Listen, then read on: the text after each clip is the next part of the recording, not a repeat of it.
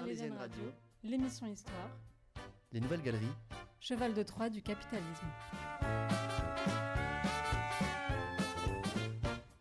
Bonjour à tous et bienvenue à la CIA, Coopérative Inter-Association, un local qui abrite tout et surtout n'importe quoi, et notamment la rédaction de l'Arlésienne. Nous sommes le mercredi 28 mai, il est 18h30 plus le quart d'heure arlésien, et nous sommes avec Lisa Quanus, couturière et historienne à ses heures perdues. Bonjour Lisa. Salut Aaron.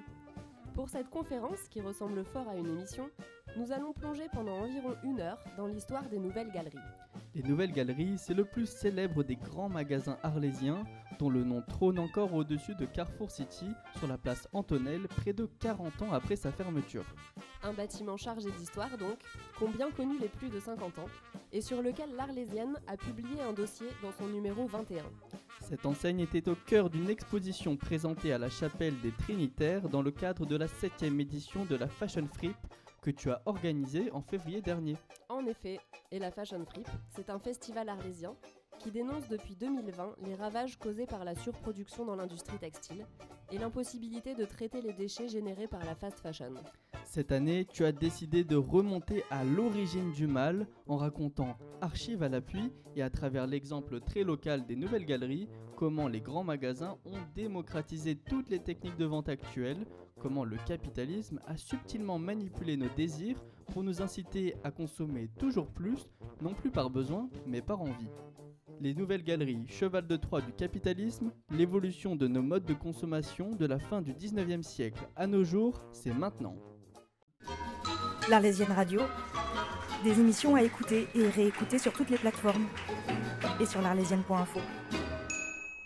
Donc Lisa, est-ce que tu peux te présenter et nous en dire un peu plus sur les raisons pour lesquelles tu as choisi de travailler sur ce projet ? Alors moi je crée des vêtements depuis maintenant 20 ans et depuis que je suis arrivée à Arles en 2013, j'ai eu envie d'utiliser mon travail pour monter des projets autour de la surconsommation, de la gestion des déchets, etc. Parce que notamment en travaillant avec la ressourcerie qui est en zone nord, j'ai pris conscience du volume que représentaient les déchets qu'on jette et j'ai eu envie d'expliquer aux gens comment ça se passait réellement et pourquoi on se retrouvait dans une impasse. Donc c'est la raison pour laquelle j'ai créé la Fashion Fripp en 2020.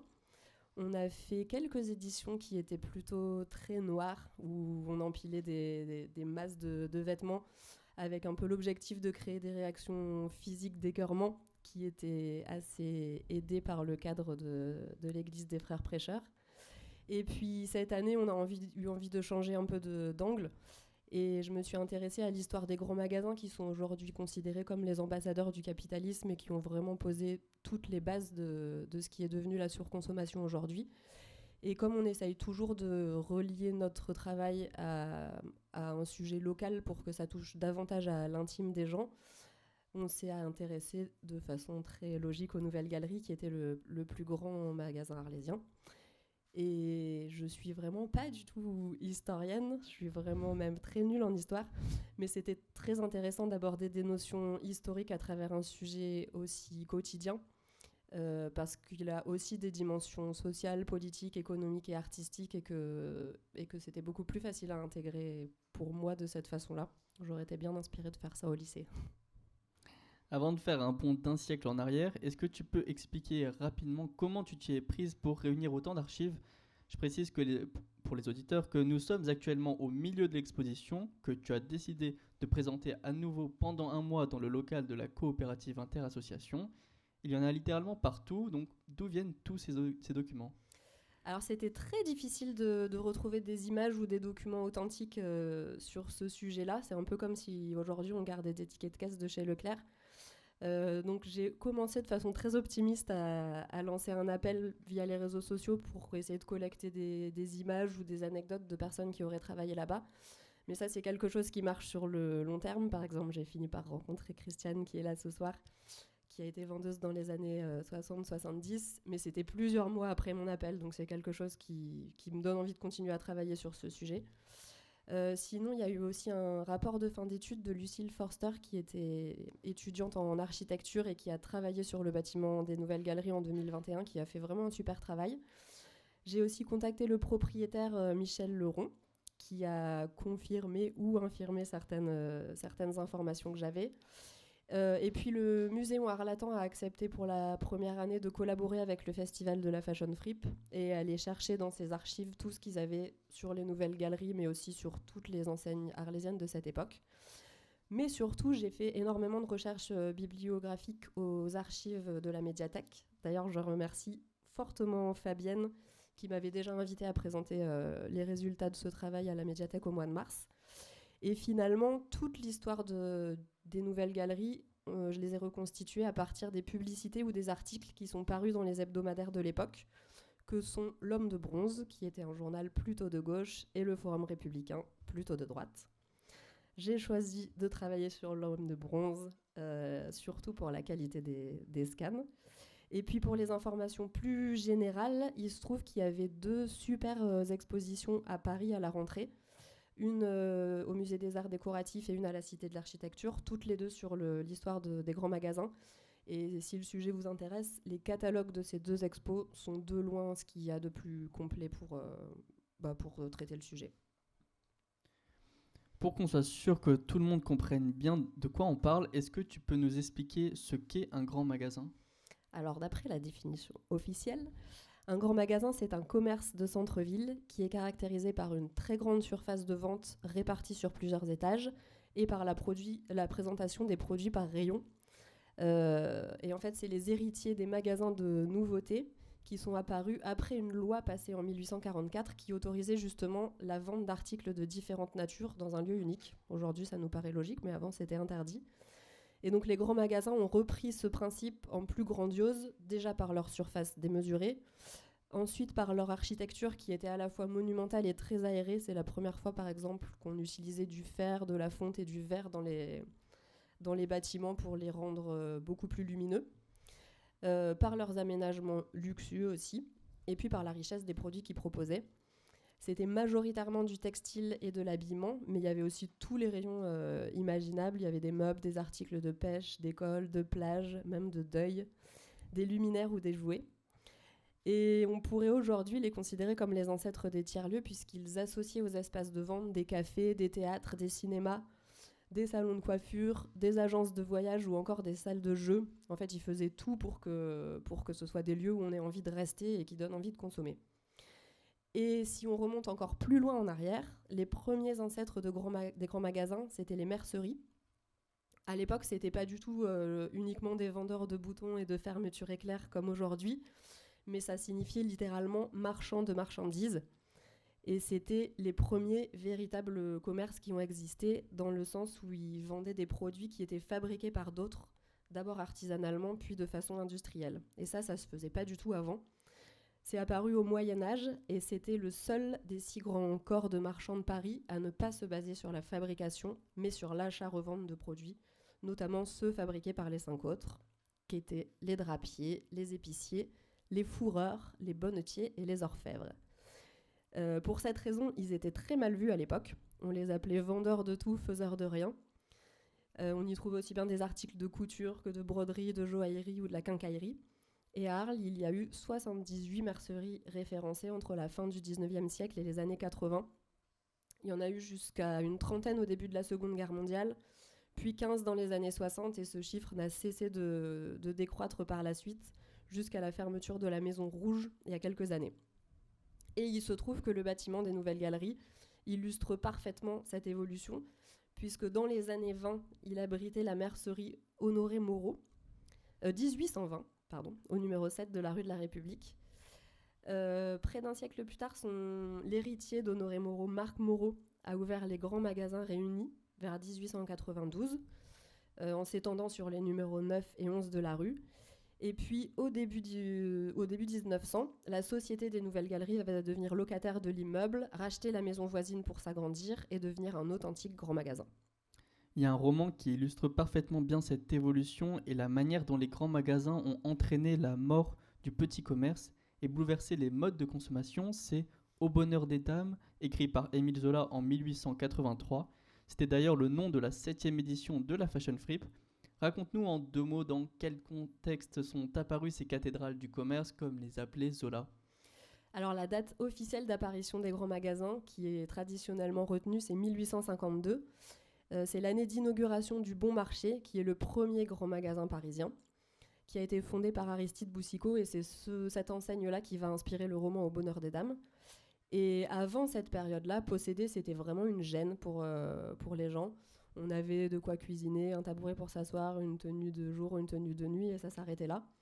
Et puis, il y a eu un changement total de contexte au milieu du 19e siècle. D'une part, avec la mécanisation et le développement de l'industrie, il y a eu une explosion de l'offre, et on s'est retrouvé avec une énorme quantité de produits manufacturés qu'il fallait écouler. En parallèle, on a assisté à la naissance de la bourgeoisie. Et les bourgeois, contrairement aux notables, n'avaient pas de titre, pas de domaine, rien qui rendait visible leur supériorité par rapport aux classes populaires. Et donc, pour étaler leur richesse, ils vont passer par la consommation pour montrer ce qu'ils possèdent. Ça va être leur moyen de se faire voir. Et en parallèle de ça, il y a eu une vraie volonté politique de la part de Napoléon III de développer la France économiquement, ce qui serait traduit par plein de choses différentes, mais notamment la libéralisation des échanges, de nouvelles formes de crédit et la naissance des banques de dépôt qui ont permis à l'épargne de circuler, de pouvoir être mobilisée pour monter des projets très ambitieux. Et puis, en parallèle, l'explosion des possibilités de circulation des personnes et des biens, donc le percement des grands boulevards haussmanniens, le trafic ferroviaire, les services postaux et télégraphiques et les échanges par voie maritime qui se sont grandement accélérés. C'est à cette époque notamment que le port de Marseille s'est développé. Et donc tout ça, c'était des ingrédients parfaits pour le développement de ces enseignes démesurées qui se sont dans un premier temps adressées à la bourgeoisie qu'il fallait distraire à l'époque. Comment cette évolution s'est traduite à Arles ? Alors en province, à cette époque-là, c'était l'explosion des magasins de nouveautés dont on a parlé tout à l'heure, qui ressemblaient un peu plus à des bazars qu'à des magasins de luxe et qui s'adressaient plutôt aux classes populaires. À Arles, il y avait énormément d'enseignes, notamment dans la rue de la République, qu'on peut considérer comme des magasins de nouveautés. Par exemple, le Grand Bazar du Midi, au Sans Pareil, à la Grande Maison, au Grand Bazar parisien. Il s'agissait beaucoup de Paris à l'époque. Ou encore à l'Homme de Bronze, qui n'était pas seulement un journal, mais également un magasin de nouveautés. Alors, ils sont probablement apparus au milieu du 19e siècle, mais c'est au début des années 1880 qu'on commence à voir des publicités apparaître dans les hebdomadaires locaux. Et puis, il y a 2 grands projets d'urbanisme qui vont entraîner l'apparition des vrais grands magasins dans leur définition formelle. C'est pour commencer la construction du pont de Trinquetail, qui est initié en 1867 et qui sera inauguré en 1875. Et puis le percement de l'avenue Gambetta qui commence en 1883. Donc pour ceux qui l'ignorent, l'avenue Gambetta n'existait pas à l'époque. Elle a été lancée à Arles sous la municipalité Jacques Martin pour fluidifier la circulation, puisqu'on avait créé un pont pour relier Trinquetail au centre-ville. Il fallait que les voitures puissent passer pour accéder au boulevard des Lys. Et puis, officiellement, pour assainir les petites maisons insalubres. C'était vraiment un quartier très populaire avec des petites ruelles. Et à l'époque, il fallait trouver des plus grandes parcelles pour vendre à la bourgeoisie locale. Donc c'est ce qu'a voulu faire le maire de l'époque. Dans un premier temps, le projet a été retoqué par la sous-préfecture pour son coût exorbitant, qui était évalué à plus d'1/10 du budget de la ville.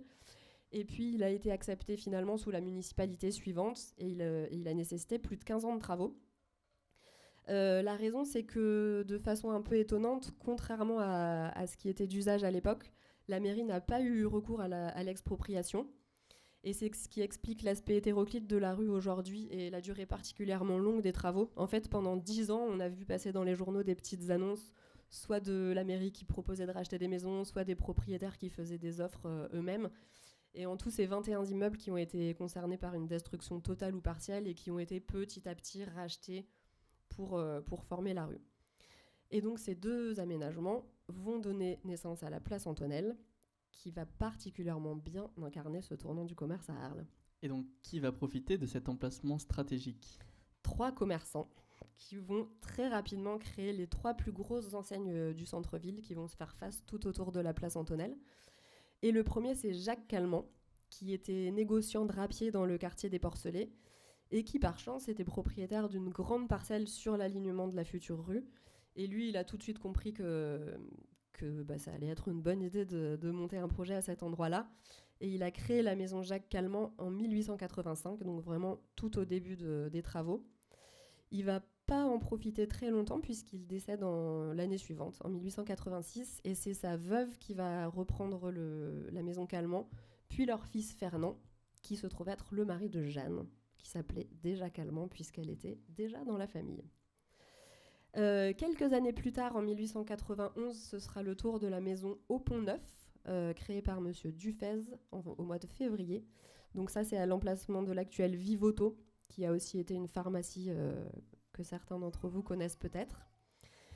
Et le dernier, c'est Marc Moreau, dont on parlait tout à l'heure, qui a fondé la maison des grands magasins réunis Marc Moreau, dont la première publicité apparaît en 1892. Alors ça a peut-être été créé avant, mais c'est la première mention qu'on trouve. Et on sait que c'était le plus grand magasin arlésien pour 2 raisons. La première, c'est que dans un article, il est mentionné comme la plus grande maison d'Arles et la seule à fournir les petites boutiques du centre-ville et des alentours. Et puis également parce qu'on se rend compte que plus les années passent, plus il y a de publicité dans les hebdomadaires locaux. Alors ça a été un outil pour se faire connaître, mais c'était quand même cher de faire paraître des publicités. Et tout début 1900, les grands magasins réunis mettent des publicités toutes les semaines, des demi-pages, là où leurs concurrents en mettent que 5 ou 6 dans l'année. Donc peut-être que ça a entraîné des jalousies, ou peut-être que le bâtiment n'était pas assez sécurisé. Toujours est-il qu'en 1906, le bâtiment a pris feu, le 22 février exactement, vers 22h30. Et je ne sais pas s'il y a eu une enquête à l'époque, mais il se trouve que l'alarme a été donnée trop tard et que le bâtiment a été complètement détruit. La façade s'est écroulée vers 1h du matin. Et que la brigade de pompiers qui a été chargée d'aller éteindre l'incendie était dirigée par le capitaine Calment. Alors on ne sait pas s'il faisait partie de la famille des concurrents voisins. En tout cas, le bâtiment a été totalement détruit. Il y a eu plus de 500 000 francs de pertes. Et ça nous a permis d'apprendre qu'il y avait à l'époque 25 employés, hommes et femmes, qui se sont tous retrouvés au chômage. Donc probablement que la tâche était trop lourde pour les propriétaires pour reconstruire le bâtiment. Et c'est la Société française des Nouvelles Galeries, on y vient enfin, qui est devenue locataire de l'immeuble et qui a pris en charge une rénovation en plusieurs temps. Les Nouvelles Galeries, c'est une chaîne qui a été créée à Saint-Étienne dans les années 1890. C'est l'héritière des Bazars Réunis, qui était un magasin très populaire du centre-ville. Et la société a été créée en 1899 et a ensuite ouvert plein de magasins en France, presque tous soit conçus, soit rénovés par le cabinet d'architecture de Léon Lamézière et de son fils Marcel. À Arles, c'est le 21 décembre 1907, à 10h du matin, que les Nouvelles Galeries ont ouvert leurs portes. On n'a pas trop d'informations sur la configuration initiale du bâtiment. Au tout début, dans les publicités, il n'y avait pas d'adresse. Il y avait une mention des frères Maubé, dont on sait qu'ils étaient actionnaires de la Société des Nouvelles Galeries et qui géraient plusieurs établissements dans le sud de la France.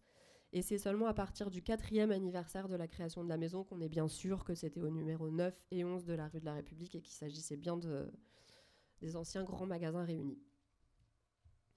En 1912, c'est une date très importante puisque la Société des Nouvelles Galeries rachète la maison voisine pour agrandir la boutique. C'est probablement à cette époque qu'est créé le passage entre la rue de la République et la rue Jouven. Et le 12 octobre, donc, les Nouvelles Galeries inaugurent leur nouvelle organisation.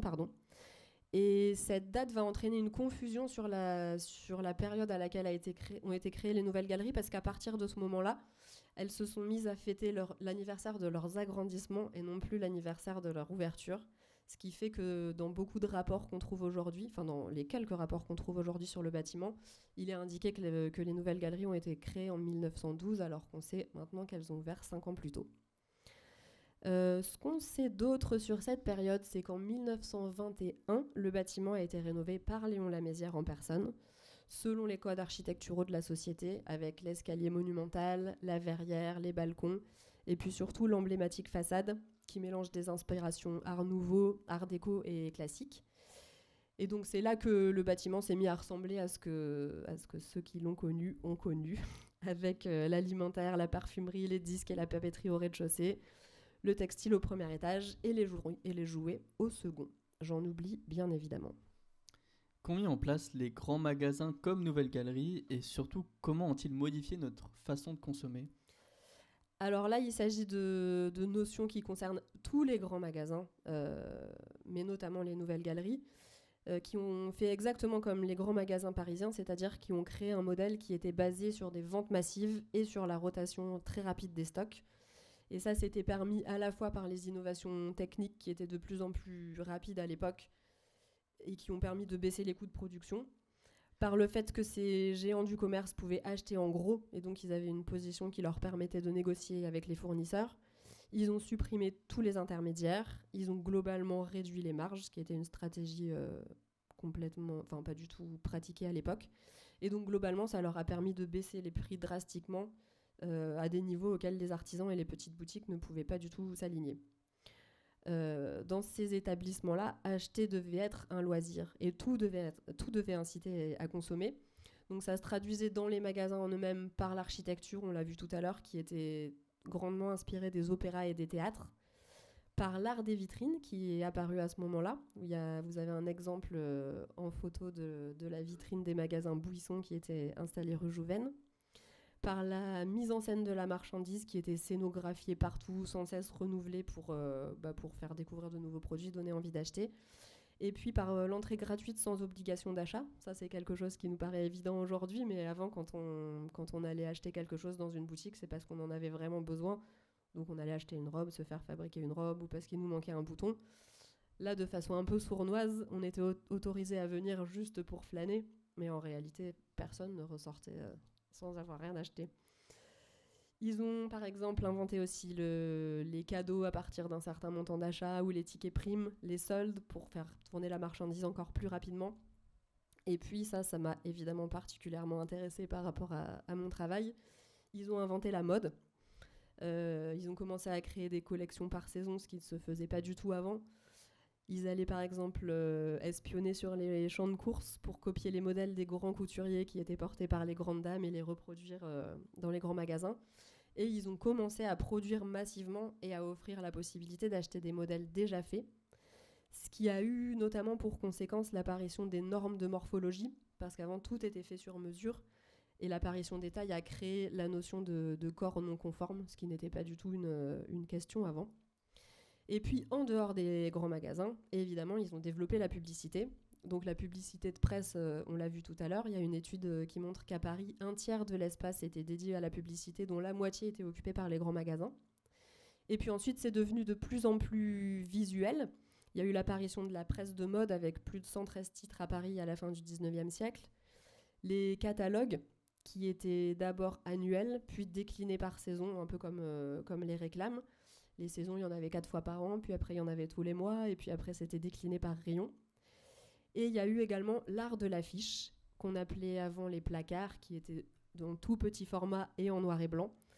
Et avec les progrès de l'impression, c'est devenu le nouvel art de la rue. Dans le centre-ville d'Arles, il y en avait partout, surtout sur les murs des bâtiments historiques. Il y a une carte postale, par exemple, sur laquelle on voit une énorme publicité pour un puissant laxatif juste au pied de l'escalier des arènes.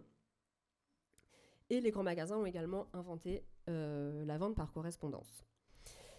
Et tout ce qu'ils ont mis en place leur ont permis de faire de plus en plus de bénéfices, et le réinvestissement de ces bénéfices leur ont permis une croissance tellement rapide qu'ils se sont mis à produire eux-mêmes leurs propres articles, à créer des usines, à développer des collections, à embaucher des stylistes ou à créer des marques. Et les nouvelles galeries avaient par exemple leur propre maison d'édition avec laquelle elles publiaient évidemment les catalogues, mais aussi des cartes postales ou des agendas. Elles ont développé une collection de vaisselle, de vêtements, de linge de maison, de miroirs ou de cendriers. Vous avez quelques exemples dans la vitrine qui est dans l'expo. En tout cas, leur objectif, c'était vraiment de susciter le désir de posséder et d'acheter, comme tu l'as dit tout à l'heure, par plaisir et non pas par nécessité. Donc tu dresses un portrait assez négatif de l'effet qu'ont eu les grands magasins. Pourtant, ils ont aussi contribué à de nombreuses avancées sociales. En tout cas, c'est comme ça qu'en parlent les personnes qui ont connu les nouvelles galeries. Alors bien évidemment, de par l'angle que j'ai adopté par rapport au festival, je me suis vraiment concentrée que sur la partie consommation, qui pour moi est évidemment complètement négative. C'est une certitude que toutes les personnes avec qui on a parlé de ce sujet-là n'ont que des bons souvenirs de l'époque des nouvelles galeries. Mais c'est un fait que dans les grands magasins en général, tout au long de leur expansion, il y a eu une grande ambivalence entre des avancées sociales qui sont réelles et qui ont été par la suite générées dans les sociétés ouvrières du XXe siècle.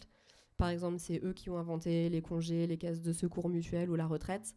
Et en parallèle, le développement d'une consommation de plus en plus effrénée et de plus en plus futile, qui a abouti à la surconsommation absurde qu'on connaît aujourd'hui. Il y a un exemple assez flagrant avec la position des femmes dans les grands magasins. Il se trouve que c'était le premier espace où elles avaient le droit d'aller toutes seules après les églises. Donc ça a permis, pour plein de raisons, leur émancipation. Mais tout ce qui était mis en place par les grands magasins pour qu'elles puissent se sentir à l'aise était en fait destiné à en faire leur première cible commerciale. C'était également les premiers endroits où elles ont eu accès à l'emploi.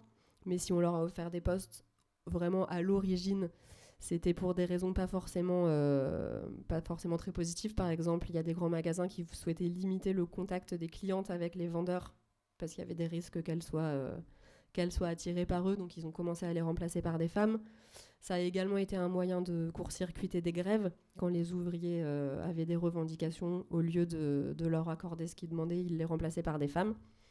Et puis un dernier exemple, dans le magasin Selfridge à Londres, ils ont accepté d'accueillir dans leur salon les réunions pour des associations qui luttaient pour le droit de vote des femmes. Et en parallèle, ils ont développé une collection de petits objets qu'ils vendaient aux suffragettes pour leurs manifestations.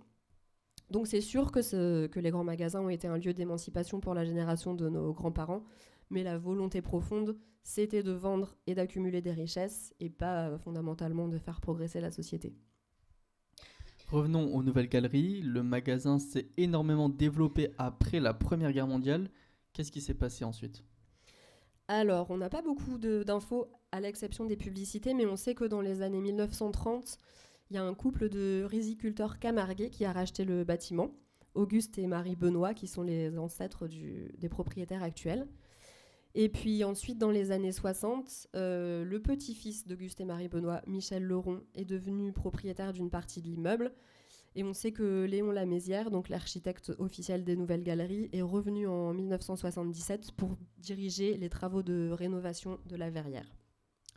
Qu'est-ce qui a mené ensuite au déclin et à la disparition de l'enseigne arlésienne ?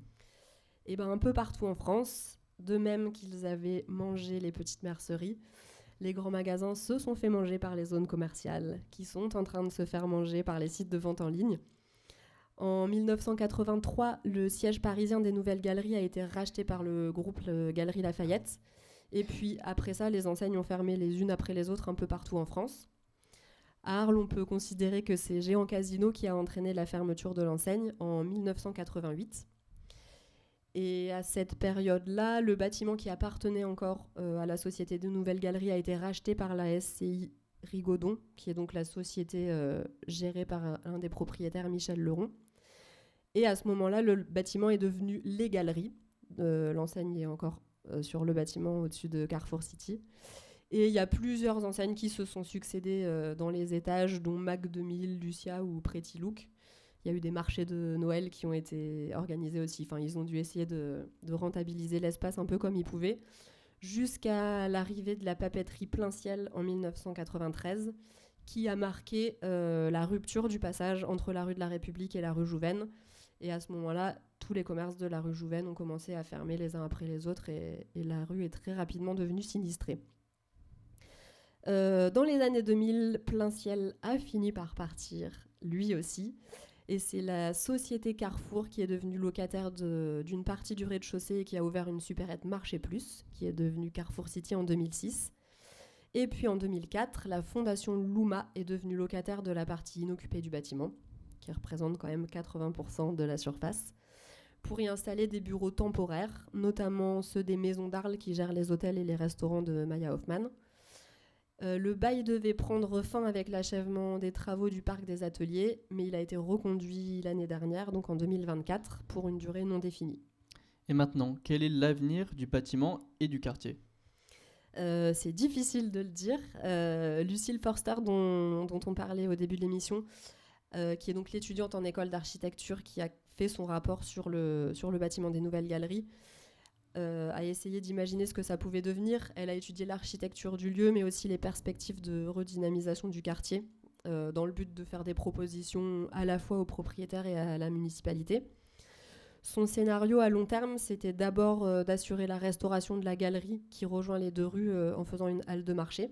Alors ça, c'est une condition imposée par la municipalité pour les futurs acheteurs, l'obligation de réouvrir le passage et de créer des halles de bouche, ou enfin peu importe, mais quelque chose en tout cas qui soit ouvert au public. Et puis ensuite, elle imaginait utiliser les loyers dégagés par cette utilisation-là pour rénover les éléments historiques dans les étages, donc la verrière, la colonne, les menuiseries qui ont été obstruées par le cloisonnement. Vous pourrez voir sur les photos qui défilent que c'est vraiment dans un sale état. Et donc suite à ça, il s'agirait de trouver une enseigne qui soit intéressée par un espace un peu atypique pour installer des bureaux par exemple, et qui accepte de conserver un accès pour le public. Alors dit comme ça paraît pas très ambitieux, mais en fait c'est complètement utopique compte tenu de l'état du bâtiment, et puis étant donné l'état du commerce en centre-ville, on va pas se mentir, ça fonctionne quand même plus comme dans les années 1930.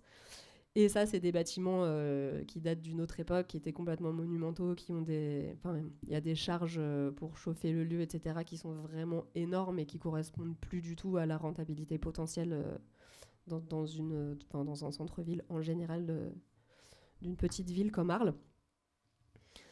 Et puis, il y a aussi le fait que le bâtiment est en vente depuis un an, mais à un prix vraiment exorbitant, de 3 300 000 €.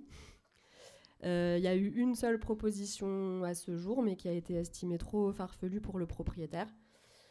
Donc, pour l'instant, il n'y a pas de piste. Les 3 dernières équipes municipales ont essayé de s'attaquer à ce sujet en imaginant des procédures d'expropriation si le bâtiment n'était pas exploité, mais c'est vraiment des procédures très très longues. En tout cas, s'il y a parmi vous des motivés, la porte est ouverte.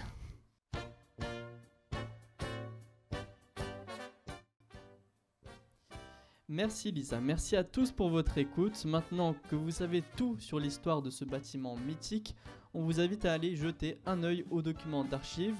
Pour nos auditeurs, on va préparer un diaporama d'anthologie, et si vous voulez en savoir plus, n'hésitez pas à vous procurer le numéro 21 de l'Arlésienne qui est en vente juste ici, et également sur l'arlésienne.info évidemment.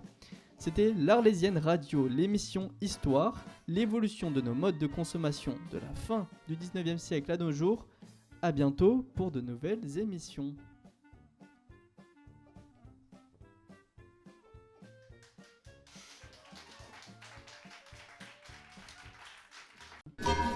L'Arlésienne Radio, des émissions à écouter et réécouter sur toutes les plateformes et sur l'arlésienne.info.